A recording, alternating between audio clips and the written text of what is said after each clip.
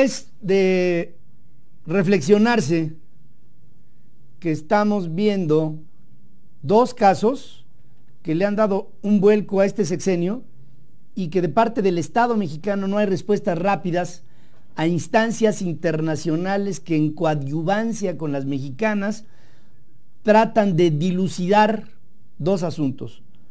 Ayotzinapa, que lleva más de 9 meses, el pasado 26 se cumplieron 9 meses, y Tlatlaya, estos acontecimientos en donde hubo 22 muertos, se presume ejecutados por parte de soldados, cumple un año este caso, un año de la matanza de estas 22 personas en el municipio de Tlatlaya, en el Estado de México, y el alto comisionado de la Organización de las Naciones Unidas para los Derechos Humanos le pide al gobierno mexicano que amplíe un año después las investigaciones del caso.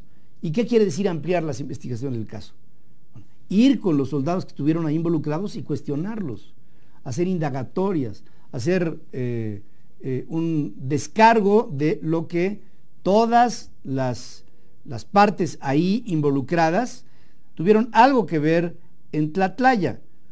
Un año después de la muerte de 22 personas, en una operación de fuerzas militares, seguimos haciendo un llamado por la justicia y la reparación a las víctimas, a sus familiares, dice la vocera del organismo internacional, Cécile Pouly.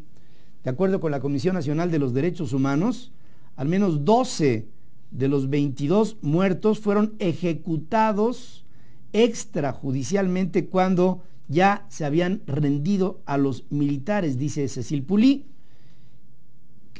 Trato de recrear el asunto. En Tlatlaya hubo un cerco de soldados a un grupo de delincuentes. Había ahí 3 mujeres, de las que le voy a hablar un poco más adelante. Estas mujeres dieron un testimonial de que cuando los delincuentes fueron cercados por los soldados, de repente pues ya dijeron, órale, pues ya me doy. Tiraron sus armas, los hincaron y los ejecutaron. Todos los que resultaron ahí víctimas en Tlatlaya, todos aparecieron boca abajo, muertos en lo que se presume una ejecución. Incluso las autoridades civiles del Ministerio Público fueron atrasadas, ¿qué? 4 horas en llegar al lugar de los hechos después de que accionaron los soldados, y les decían, espérense tantito, ahorita podría generar, le decían las autoridades militares, no vengan ahorita, porque ahorita en medio de la noche podría generarse una matanza que no queremos, vénganse un poco más tarde. Aparentemente se arregló la escena de los hechos,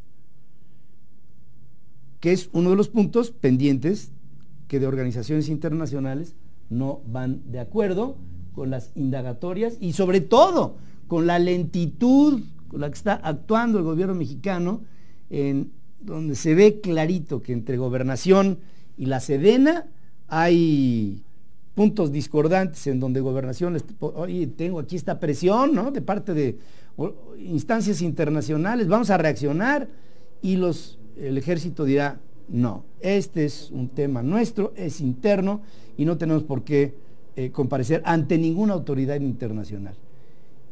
Se lamentan de ello. De las 3 mujeres que presenciaron los hechos sufrieron violaciones a sus derechos humanos, incluyendo la detención arbitraria y la tortura. Por lo menos 2 de ellas se reportaron como mujeres que se dedicaban a la prostitución y que estaban en el lugar y que ahí fueron neutralizadas, y ellas vieron todo. Se requiere de una investigación más ágil, más rápida, más completa, más efectiva, independiente, imparcial, como en cualquier caso que involucre a presuntas violaciones a los principios de legalidad, de proporcionalidad, de necesidad, todo aplicable en el uso de la fuerza por parte de agentes de seguridad del Estado. Esto lo dice la comisionada de la ONU para este caso. Llevar a los responsables ante la justicia es la mejor manera, la mejor forma de garantizar que estos hechos no se repitan. Y ahí está la esencia. Si queremos ser un país que avance, no podemos permitir que haya el más ligero dejo de sospecha de que nuestros soldados nuestros marinos, nuestros policías estatales, municipales, nuestras autoridades, pues, entren en esto que es una abierta transgresión que, vamos a verlo en una película. Me doy. A ver, ínquese, que se hincan, llegan y cuerda. En México. Y sobre todo, que después de lo que sucedió haya de parte del gobierno mexicano negligencia para expeditar, para hacer expeditas las investigaciones y las comparecencias de los presuntos responsables y de ahí el enjuiciamiento de los que resultaron ser ejecutores de delincuentes, sí, órale, de delincuentes, pero que los ejecutaron, esto va en contra. Bueno, esto no es permitido ni en las guerras. ¿Cómo? Algo que no se permite en las guerras se va a poder permitir en México.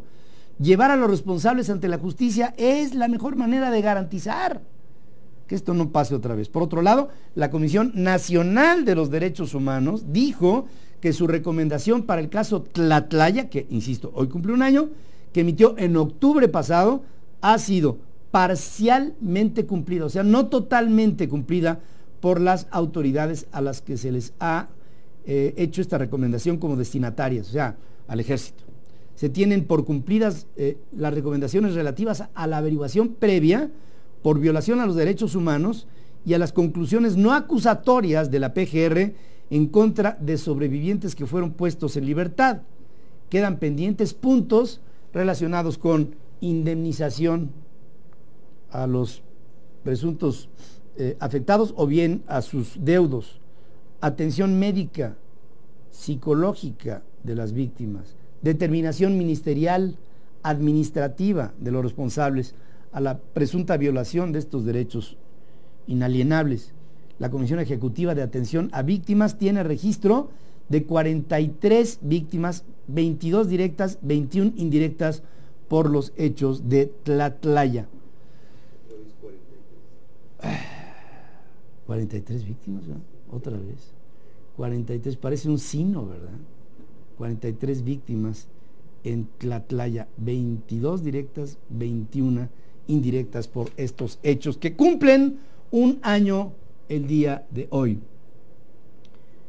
Yo puedo entender la posición del gobierno mexicano cuando dice el gobierno de México tiene una constante presencia y perseverancia en mecanismos que eviten el que hechos que transgredan los derechos humanos sean observadas e inhibidas. Pero en la práctica, del discurso a la práctica, tenemos una disparidad.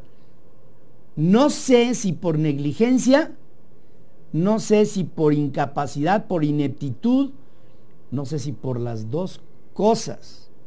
Aunque una democracia como la nuestra, hechos como los de Tlatlaya o los de Ayotzinapa, no se pueden permitir. Es más, es así que la sociedad mexicana ha acusado de manera directa al gobierno mexicano de los hechos, aunque, por ejemplo, en el caso de Tlatlaya pudieran asumir una presunta desvinculación con los hechos como tal. Pero un gobierno establecido debe observar en todo momento el estado general de la observancia de los derechos humanos en el país, en todos los niveles de gobierno, porque es el Estado de Derecho lo que se está cuidando, el Estado de Derecho. Y cuando estamos ante un Estado de chueco, ¿en dónde se queda el Estado de Derecho? Y creo que ahí es en donde el presidente de la República debe de asumir una responsabilidad inmediata. Si el presidente hubiera actuado en tiempo, forma y oportunidad ante este tipo de... Yo entiendo que el presidente Peña no es un agente del Ministerio Público, pero sí es el líder supuestamente moral de este país. Y como presidente de la República debes asumir inmediatamente la preocupación que asume el país y no pasarla de lado con cortes de listón, inauguraciones, cosas muy bellas, muy bonitas, y aquí no pasa nada. No pasan cosas. Y como pasan cosas, nosotros no podemos que estas cosas que pasen desapercibidas. Aquí tiene que haber un apercibimiento del lado del gobierno en sus más altas esferas. No lo podemos ver de otra manera. Vamos a hacer una pausa. Enrique, ¿tienes? Sí. Traigo una tos.